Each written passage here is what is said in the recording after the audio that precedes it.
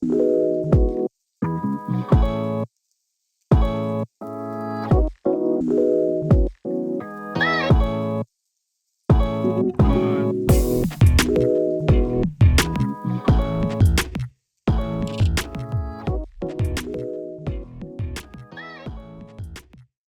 have our new guest, Mr. Bob Norris. Amazing guy that's been a mentor, former Navy vet, background in investigations, risk assessment, things of that nature, former public safety officer. This individual has done so many things, it probably would take me about 5 or 10 minutes to get through all his accolades and all the things that he's done in life. So, without further ado, we're going to introduce him. Oh, before I forget, this is my co host, Christopher Jackson, former COO of a hospital. Brought him along because I think that we vibe together and we can actually float off of what Bob say into his presentation and all of his background and all of his personal and professional experience. Bob, if you don't mind, just kind of Just give us an introduction of yourself and we'll get right into it. happy to. So here's the story. Entered the Navy in 1965. Vietnam was hot and heavy. Uh, God smiled upon me and did not send me to Vietnam. Thank you, Lord. Got out of the Navy in 1970. I gave him 4 years and 28 days. Not that I was counting.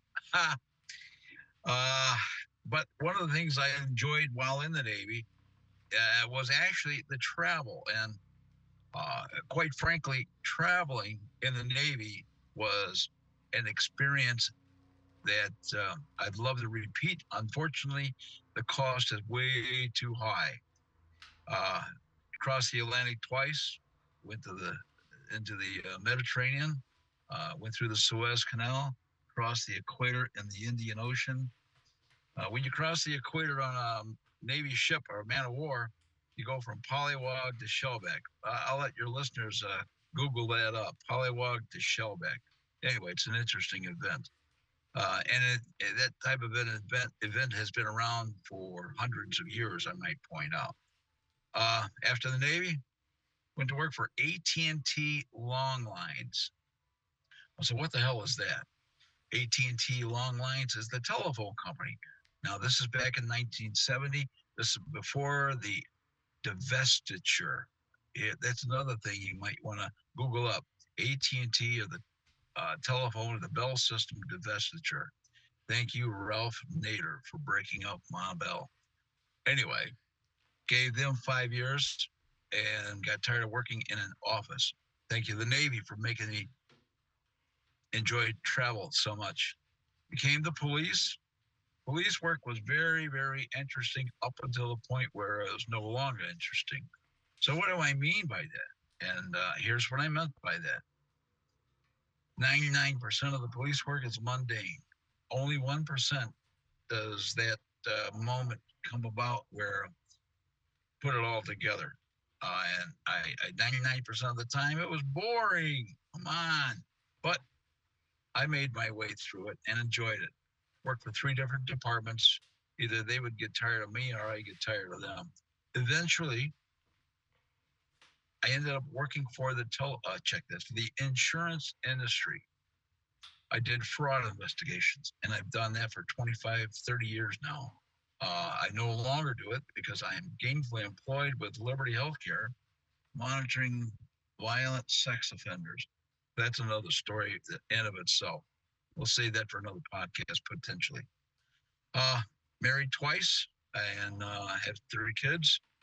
One is deceased, unfortunately. One is in Los Angeles and one is in New York City. The girl in New York City is working on her doctorate's degree in social work. Imagine that. And my son, who is in Los Angeles, writes software for one of the larger software companies in television, making very good money. In fact, right now, he is in South Korea, going to Singapore, and also China with his new wife, who is of Singapore. So that's the story there. questions. Please ask me some questions. Go ahead, Chris. I'm gonna let you answer the question. Oh, well, first I just want to say thank you for being on the show, and thank you for the interesting background. And because Dr. Johnson talked highly about you, so I just want to commend that too on you. And also as a young African American, what is a good thing for for the young teenager in high school? We can mentor them about going to like even to like the armed forces or going to like the Chicago Police Department. That is a very good question, and I do have a prepared answer for that. And I don't know why I was thinking along these lines just before this, but I came up with a suggestion or a thought process. So now, historically, back in the day, you were mandated men to serve in the United States military. Now, you had your choices to a certain extent. I feel the draft should be back, should be brought back for the simple purpose of it. It instills a certain national pride. It instills a drive to be better, and that's what the military has done for me.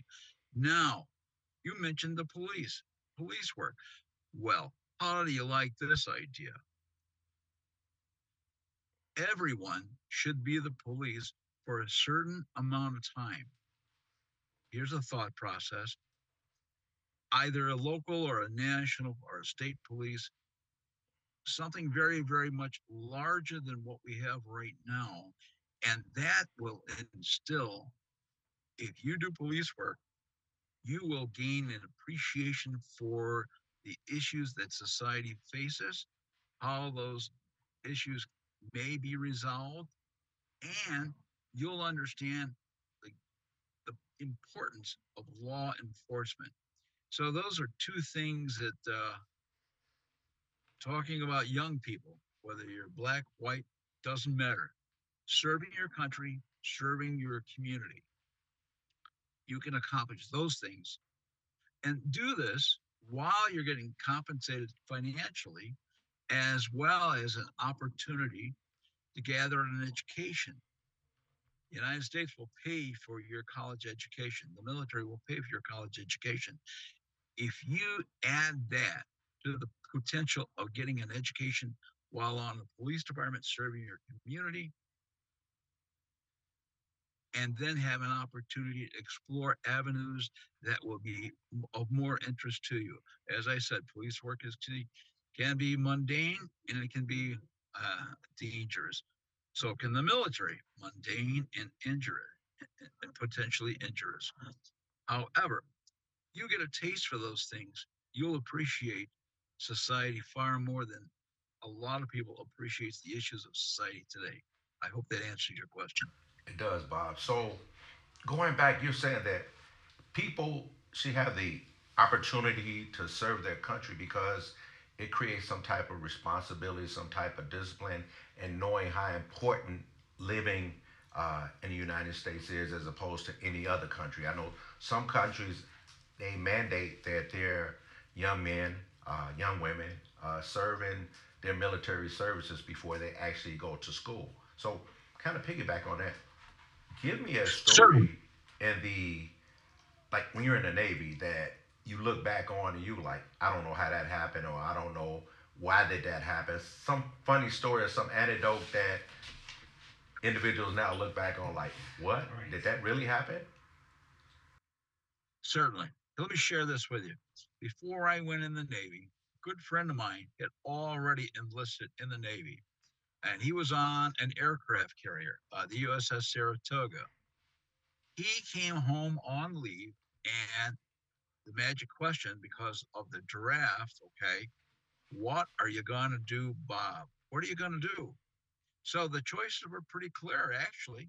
The choices were either A, wait till you get drafted, B, enlist, or C, go to Canada.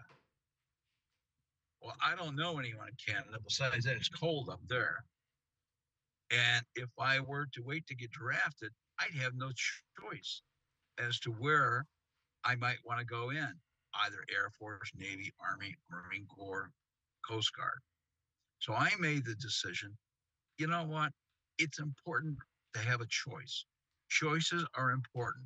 Now, relegated to the military, I chose the Navy. So the funny thing is, what are you going to do? You're going to get drafted? No, thank you. I prefer having a choice. And that was the option. So there's the antidote.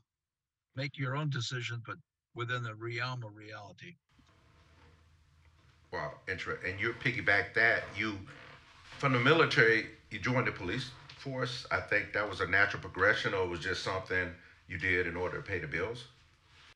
Well, so working for AT&T long lines was interesting, but I was in a single one spot 5 days a week. Now, please, after you've given me an opportunity to see the world, now you're going to lock me in a building where I have to actually work, which stop it. No way.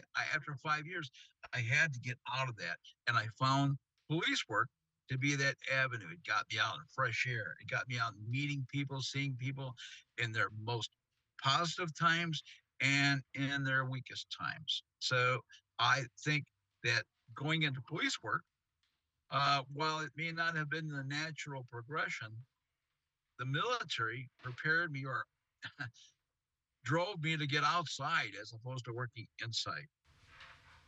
Wow, interesting. I'm quite sure my co-host Chris has a couple of questions for you in regards to how those things link: healthcare, police, healthcare, military service, and the investigation part of what you're doing. How that all links up to what we're talking about right now. Sure. Oh yes, yeah. I just wondering like when we come to the healthcare part, what part did you like about it? You know, if it's um, that's, I'm not for sure what part you got into, but what is the best part of the healthcare that you like about? Well, okay. First, we need to recognize what this task, what this job involves. And this job involves monitoring people that have done some pretty horrendous things, violating the sanctity of a young child, violating the sanctity of a woman without her permission. These are some serious objects, serious things that these people have done. Uh, they're The question is, are they remorseful? And quite frankly, I can never tell if they're remorseful or not. But the point here is that society has deemed these individuals not only have broken criminal laws, but they've broken the laws of society with respect to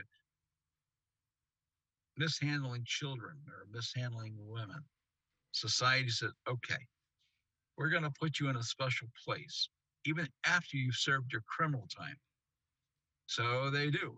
They put them in a special place, and it's called the temporary, check that, it's called the Treatment Detention Facility in Rushville, Illinois.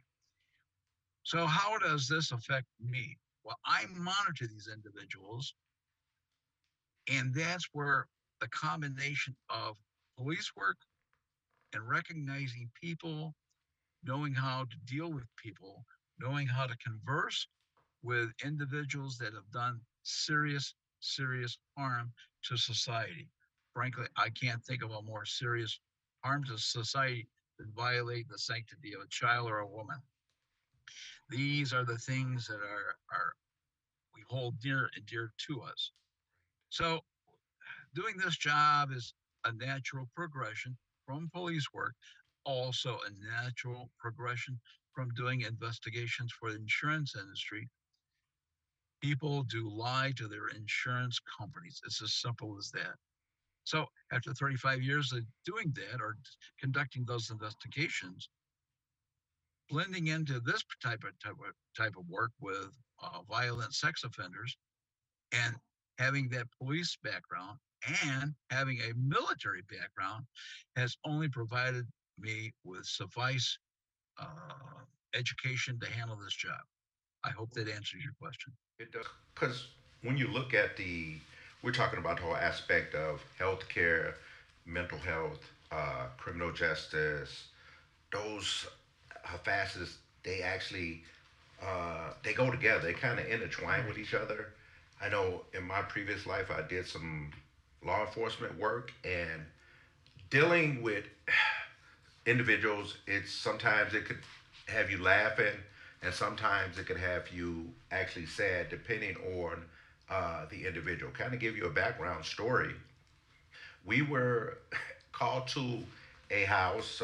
Worked for first of all, I worked for a large municipality police department, retired, uh, and we were called, and he had a mental health breakdown.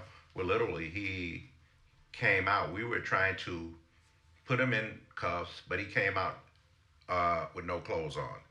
So they was just like, well, he's usually not like that, but he took something, and that created the mental issues that were going on at a particular point in time.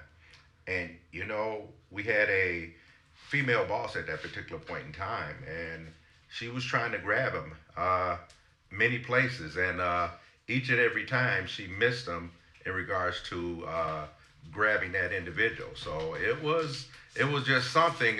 Again, I don't know what was going on. I don't know if he had baby oil on him or not. I don't know. These are the aspects that it took us about maybe 10 to 15 minutes before we were actually able to get him into custody and put him on a suit in regards to, because he didn't want to put on his clothes. So that's a story, anecdote from my particular background, one of many stories. So how do we kind of blend those two together to make sure we get in the best help for the individuals that we serve, whether it's the offender or victim, and how do we keep that going that they can continue to get the best help they deserve?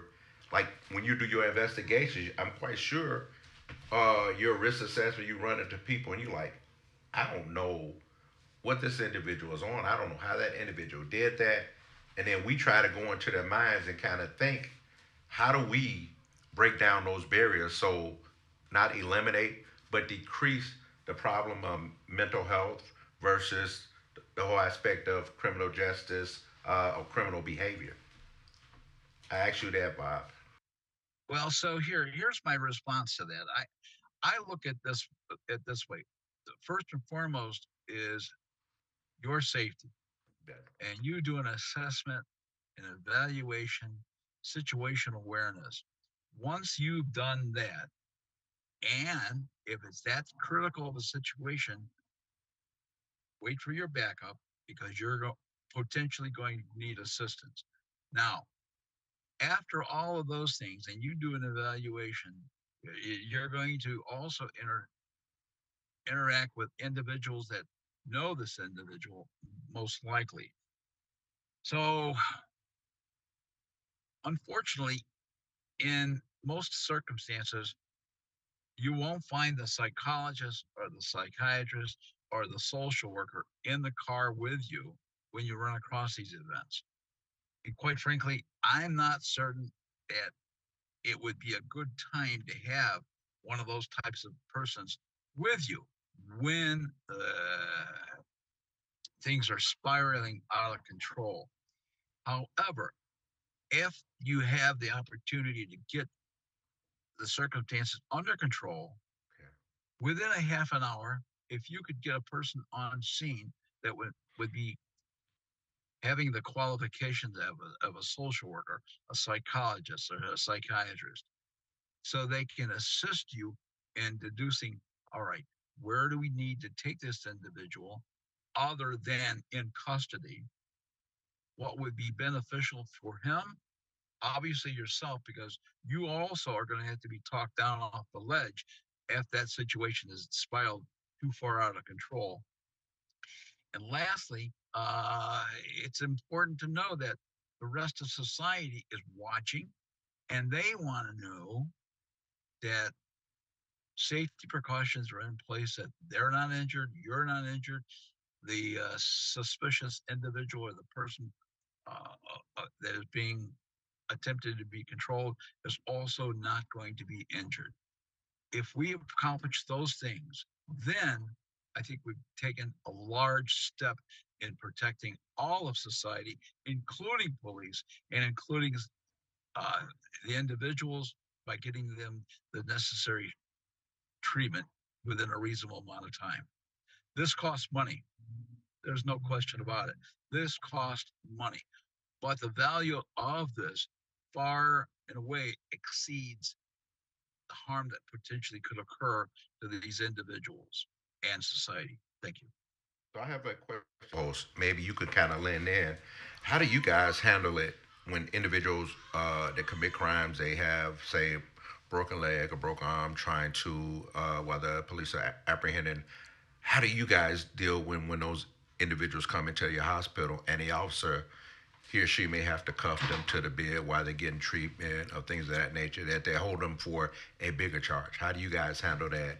And Well, we normally do in the hospital that we do have bed restraints that we do put the patients in because they can strain them from their legs to their upper torso, things like that, to keep them immobilized so they get the treatment they need. Or if it's a violent patient or something like that, we do ask the officer to keep them handcuffed to the gurney, things like that, until procedure has been done, until they can be transferred to, for example, another facility or to the jail, for example, Right. when they're more stable to move on then. But we do, like I said, I do incapacitate them during that time. okay, because like people, you're in former law enforcement.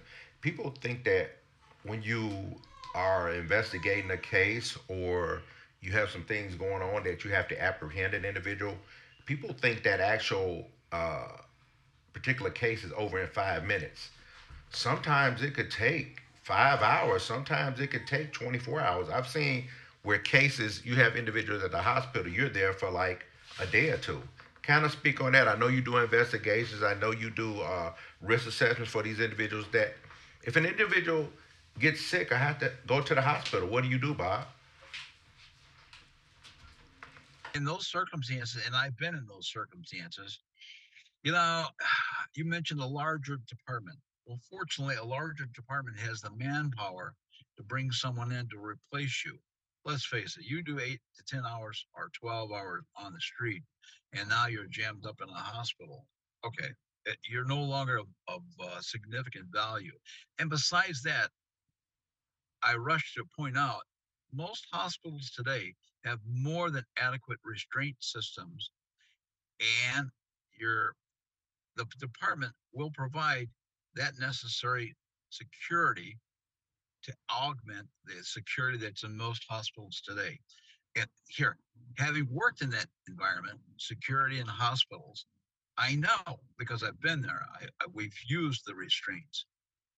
It's a different transition from taking somebody in custody that's not injured and putting manacles on them than it is in a hospital where you're maintaining not only a sense of security, but also addressing the medical needs of the individual.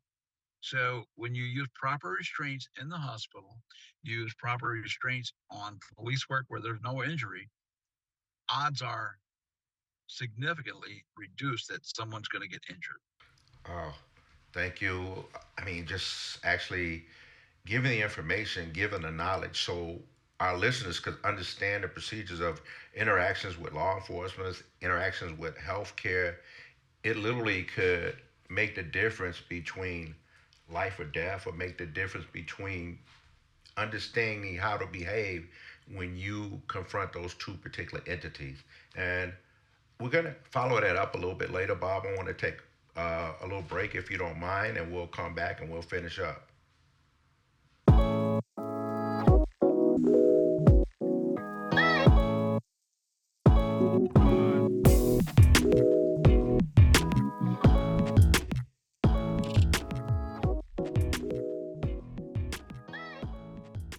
Welcoming Bob back in regards to the information that he gave us. It was so powerful. It was actually the information that we actually needed. Our viewers actually wanted to hear. So, how did you form your chops dealing with the community? You have a laid back voice. You are no doubt very professional, and your voice is so calming. How did you obtain it? Was it something organic? Uh, were you born with it? How did that happen in regards to your engaging with the community? I am so glad you asked that question. I had the opportunity to be a member of Toastmasters. So, if your audience is not aware of what Toastmasters does, I'm going to give you a thumbnail sketch. Public speaking. Not many people, not only, they just don't enjoy public speaking. They are unaware of how to do public speaking. And Toastmasters is an organization that teaches you how to do public speaking, enunciating, throwing your voice out, asking appropriate questions, responding to appropriate questions. And Toastmasters actually took me from, well, taking command of a situation in police work to taking command of an audience and having that audience be aware of what you're talking about, when you're talking about it, and have them focus on you. So my kudos goes to Toastmaster International. Anyone that wants to learn how to speak clearly and in front of people and have people listen to you, I strongly recommend Toastmasters. Thank Okay, you. man, I know what Toastmasters. I know what they're about. They definitely will help you in regards to your conveying of a point, your public speaking. So, kind of get back. I know you were in the Navy. Did you get a chance to go to Amsterdam? It's a long bit of place or a dream of mine. What a beautiful place. Amsterdam is truly historic in nature. Obviously, it's been, gosh, hundreds of thousands, well, hundreds of years anyway. It's not only a beautiful place, but it's especially beautiful during the tulip festival, tulip season. A lot of their main crop is tulips, but also it's a beautiful place to visit. Very historic and very picturesque. I strongly recommend having an opportunity if anyone does go to Amsterdam.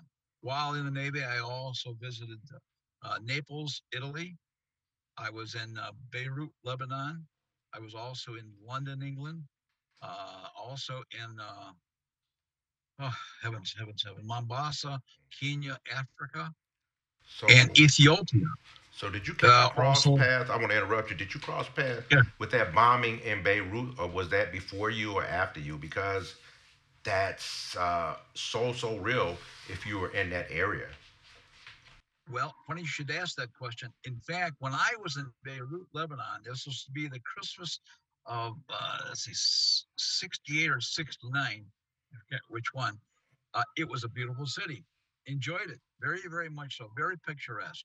Unfortunately, it's not that way now for a number of reasons. So yes, it Beirut, Lebanon at that time was very nice.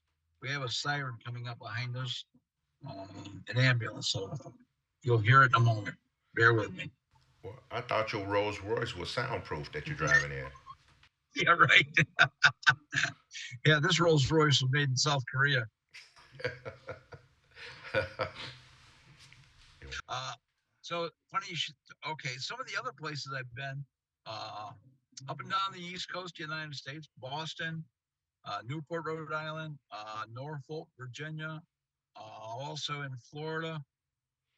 Let's see, Key West, and but one of the most unusual places that I've ever been was actually Guantanamo Bay. If ex-military people would know it as Gitmo. So why was I down in Gitmo? Simply because the captain of this ship decided he wanted to go to Gitmo. While in the Caribbean, we went to St. Thomas. Oh gosh, a couple of other Caribbean spots down there.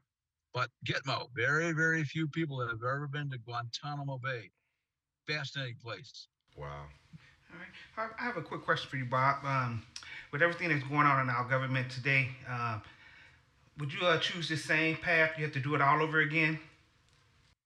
In a heartbeat. In fact, if unfortunately my age has caught up with me, but if I were young enough, I'd go back in the Navy. I don't know that I'd stay. I look back at my Navy days today, and I think I should have stayed.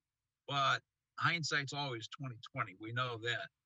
But yeah, I'd love to go back and serve again. All right. So, would you change your MOS? Would you retire? Would you try to go in as an officer? What would you do different? Yeah, no, not much different. In fact, my job, I was a gunner's mate, so I worked on 5-inch 38 gun mounts. I worked on small arms, and I worked on a system called ASROC, anti-submarine rockets. No, I wouldn't change a thing.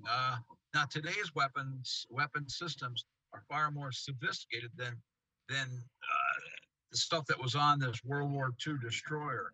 So it would be a challenge to learn the new systems, no doubt.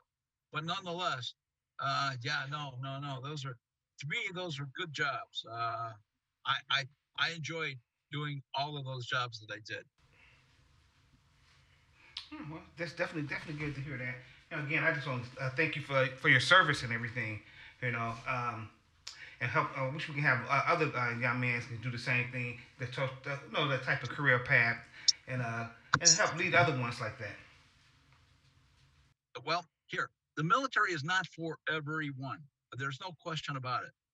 But the military does take those individuals that have the certain qualities and brings them up into a higher standard of thought, gives them that pride, as I referred to earlier.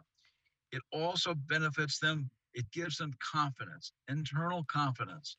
And when you equip a young person with those types of skills, you have got yourself a person that will be beneficial to themselves as well as society.